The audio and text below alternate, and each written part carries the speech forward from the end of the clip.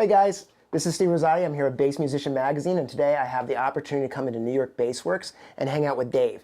Dave is the proprietor of New York Bassworks. He's been with this is your company. You started this from the ground up. Yep.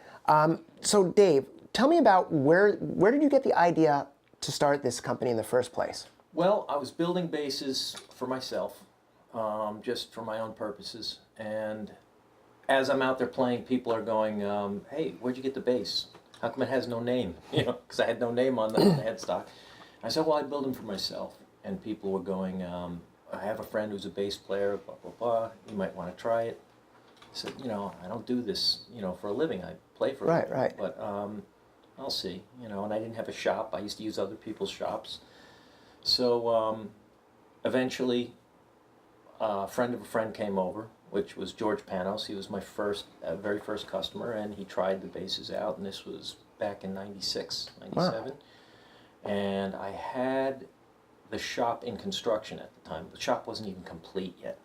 And he says, I want one of these. So I said, I guess I'm in business. That's amazing. So how many strings was that to start with? 5. So your first bass that you built was a 5-string? No, actually, no. First was 4. I was building basses as far back as 77, 77. 78, yes. Wow. 97 is when I really started my company, but 20 years before that. So that's a really unique thing that I think, especially in the bass world, when we think of like guys, like we think of like Mike Tobias or Harvey Citron, or even like you know, with Tim, you know, passing away. But Tim was a guitar player. You know, I knew Tim from college. And Tim was a phenomenal guitar player. Well, but Harvey's also a guitar player as well. He is, and he's a great vocalist as well. And Mike used to play bass and guitar. Mike Tobias.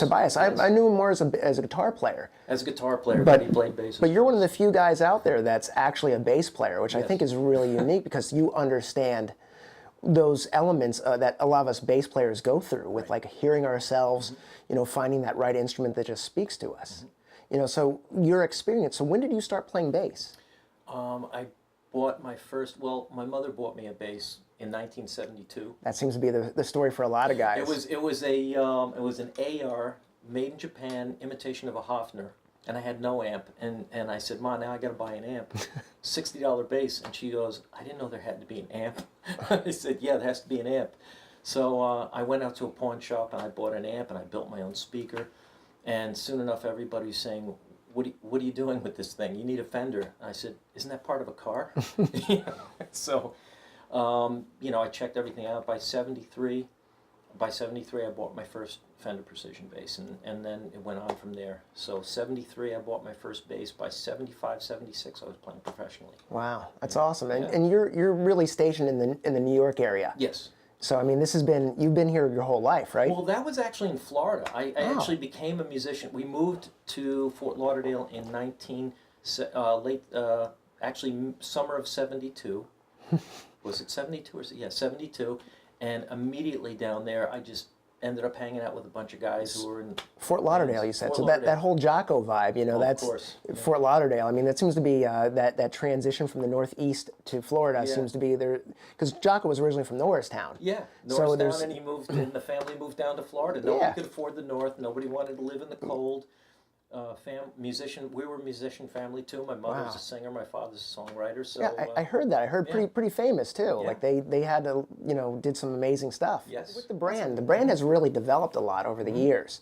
So I know like the deep jazzes. Yes. I've always been a big fan of the deep jazzes and the Cremonas. I love the Cremona. Thank you. I remember the first time we met was actually at Gerald Veasley's bass boot camp. Yeah. And I played that bass that you had, that fretless, with the ramp on it. And I remember like I fell in love with that bass instantly. That bass just spoke to me. Thank you. I've never played a fretless as nice as yours. Oh man. That one was it was an amazing. It was like, you know, I love that bass. I know it's gone. You really did. You really, yeah. Well, I kept coming back. Yeah, I'd leave and I'd come back. I'd leave and come back, and it was just an amazing bass. So with those basses, because the design is so different, what was your inspiration for like the Cremona and the deep jazz? Well, the deep jazz, the original design was the concert design, which is that one right there. Okay. And I had a customer who said he liked it, but it didn't sit on the lap well enough. Okay. So he said, how can we make this sit on the lap a little better? So it was a pretty quick, Behind it is the deep jazz. Okay.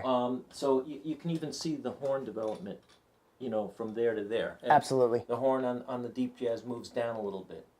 And there was a little more of an offset to the body, and it kind of became, from an original design, it went very jazz bassish. Absolutely. And I had stopped making Fender instruments, Fender style instruments at that point. I said, I'm doing only my own original designs. I'm not copying anybody. And it went that direction. And he said, it looks kind of like a jazz bass. And That's I awesome. said, yeah, well, that's my roots. I remember we were talking, you and I had a conversation recently. Yes. That we were talking about this, because I said I was on the road, and I was like, you know, I had to take a bass with me that didn't fit the situation, and I was doing crazy stuff with it. Yeah. And, you know, we started talking about what inspired you, and what kind of, there's a whole line of your instruments that have this inspiration behind them. Can you speak a little bit about that? Well, when I first started playing bass, the first bass that I had was a P bass, like I told you, and it was a it was probably the world's heaviest Fender Precision bass. I didn't know any better when I was that age. I just said, oh, it looks nice. It was ash body, maple neck, white pickguard, 73. And I remember picking up and going, well, I guess these are heavy instruments. I had no experience yet. Because the body was so heavy, it balanced perfectly because it was a ton of weight here. Absolutely. The thing sounded good. It was a good sounding P bass, not like a pre-CBS, like a vintage alder body rosewood fingerboard bass, but it had a really good, very forward sound. But it was heavy. It really was heavy. Once I started exploring other basses, other Fenders, I noticed that, wow, how come they don't balance as well? Well, because they were normal weight basses. Right. They were in the normal in the normal weight range, and I loved those basses. But I always had a little problem. I'd be playing and I'd be going like this with my shoulder. I probably still, you know, from those days have little habits, but I would go like this and I'd be pushing down on the body. And I figured out how to rebalance the body. That's that's something that all of us have dealt with at some point, is that neck dive. But it came from the, sorry to interrupt you, but it came from the original Fender design in its day. Still is one of the best balanced basses out there. But I wanted it to be, I wanted more. Yes. You know, I'm not a big guy, and you know, I don't have shoulders this big and arms. Well, my arms are a little long for me. I'm a little strangely built, but I wanted something that would feel more comfortable. Exactly. And not put stress on the shoulder because the gigs were long. Well, you know what? One of the things I've discovered about playing one of your instruments is that I feel like the instrument kind of disappears while I'm playing it. And I think that's a really important. Entirely intentional. Exactly. So and that's one of the things. Like that's why I kept coming back. I would sit down and it just felt like home. When I sat down and played your bass, it was like I was able to get those ideas out without thinking about the bass. It was just there. It's kind of like some of the technology. It's like it's not supposed to hinder the experience. Right. It just enhances and enables it. You know, I look at every instrument, the ergonomics of every instrument. Saxophone, you know, you got a neck strap here. If you get the strap just up to the right level, you know, I played a little alto. I'm not a good player at all. It was a tiny alto? No, it was just a regular, you know. But I played a little. Anyway, I noticed that if you don't get the neck strap right, you see saxophone players who play like this. As soon as you got the neck strap up, and even if it's, I had a busher. Ergonomics, right? Ergonomics. Ergonomics. It was a heavy horn for an alto. It was an alto that weighed like a tenor because they were heavy brass. Yeah. The busher altos. So when I got it on the strap just right, and you were able to relax, you know, it was great. Same with the piano. It's all about the bench you're sitting on. Yeah. You know, if you sit on a bench at just the right height and your hands are correct, every instrument is like that. And I said, well, the electric guitar and the electric bass subsequently are instruments that were, I guess you would say, they don't come from the classical realm. They don't come from hundreds of years of people complaining about how the thing feels. They just made these instruments and put them out there. It's a young instrument, so not a lot was discussed about comfort. These weren't considered real instruments in their day, in the early days. So now we're getting into over 60 years. I think we're at the 60-year point, right? Oh no, we're over 60 years with the electric bass now, and people are starting to realize that this is a serious instrument in the real music world. It's not just a fad instrument. It's not a Johnny come lately thing. It's here to stay. Well, it's had, yeah, and I think that's a great point. And you know, and I agree with you. I mean, I think that now we're seeing with the instruments changing, and we see them developing, and we see them changing roles. You know, this instrument isn't relegated just to the bottom. It has the opportunity to really soar and be supported in a supportive or a lead role, which is really a wonderful thing. And you know, and that brings me back to some of the instruments that you're building, because I played a few of your 6 strings as well. Oh, you did? I did Oh, at the show, and I've tried them out at other places. And you know, that really is, they all sing, they all have their own voices. And which again brings up another point, is that, you know, when I looked for your instruments out there, nobody was reselling them. It was very hard to find them.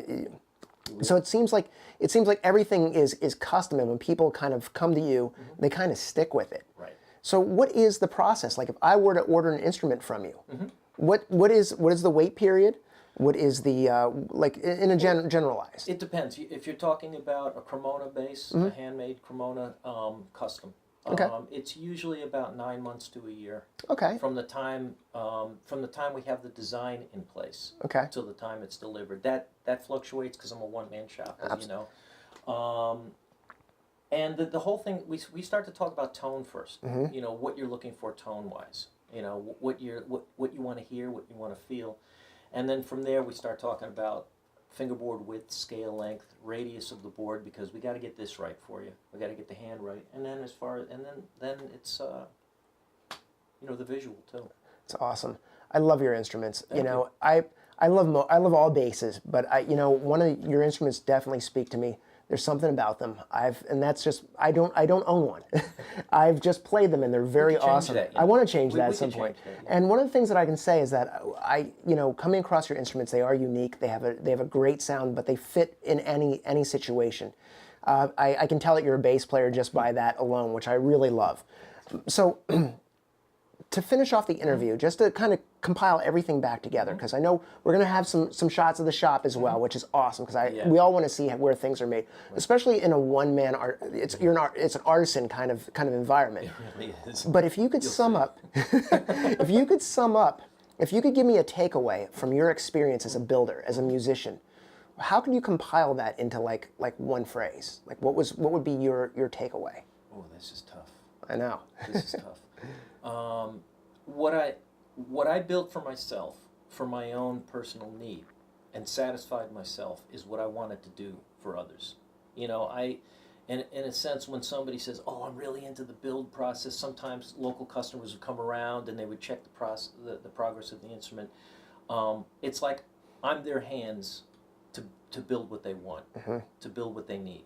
Absolutely. You know, to get that same experience that I'm getting out of my instruments. I build what I want.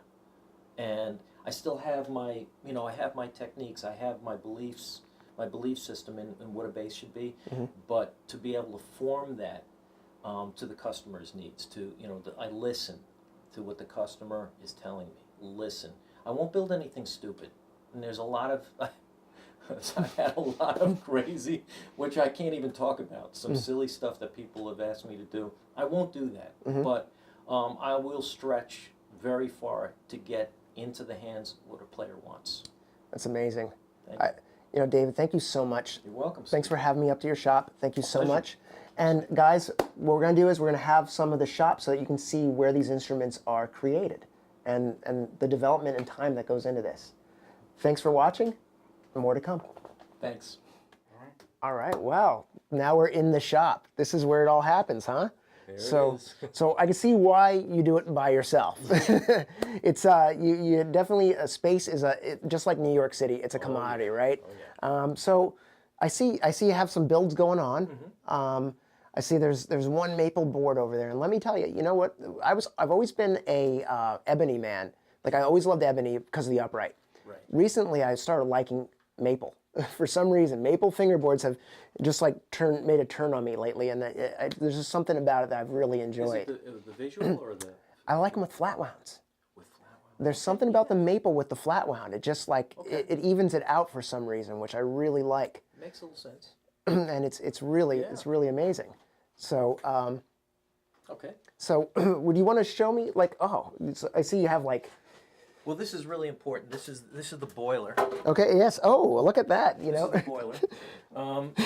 This is what keeps the whole house warm. It's very interesting. Here's the hot water heater over there. Oh, look at that. All right, I'll show you. First of all, the drill press all the way in the back there. Okay. That's I restored this when I first built the shop. Put some light. And this is a 1952 Wow. Delta Milwaukee, proudly built in the USA. Wow, that's And, serious, huh? Yeah, I put the extension table. That's my all-purpose. What I do all my drilling on, woodworking drilling, belt sander, thickness sander. Nice. Everything had to be small. I had to get a small thickness sander because there's just no room. I had to have a full-size table saw because I like the power and feel of Absolutely. a real saw. So I see there's some work going on the top. Yes. Well, no, that's just junk up there. That's Okay. just stuff that's laying around the shop. I had nowhere to put. But Okay. these are actually projects in process. Oh, right now. wow. I could show you some of these. Yeah, please. This is a Cremona. Oh, This is a Cremona nice. 6 in process with a beautiful bird's eye top. Wow, that is Yeah. beautiful. I love that. And that's a center joint. That's a book match. I know it's hard to see where the book match line is, but that's what I try to do. Also a 2-piece alder body. Yeah, no, we're running short on time, and I Yes. just want to make sure that we got to see the shop, and we see Sure. it's it's amazing. It's amazing where designs come from, and we have these illustrious ideas of things being in big castle type places, but really it comes wish. it comes in these amazing little places where there's Reynolds wrap on the floor. Proudly sponsored by Reynolds wrap, but. Necessity is the mother of invention, and I think we can say that about you and your design and where you're going from here. And I know there's stuff on the horizon that looks amazing. I've heard from a source that there's some stuff coming, and I'm excited. I'm just as excited as everybody else to see what happens. Thank you for having me to your shop. Thank you for having me into your house. Pleasure. It was really a For all wonderful these years, experience. finally, Yeah, I made it up. Absolutely. but thank you again. Thank you. Thanks, guys.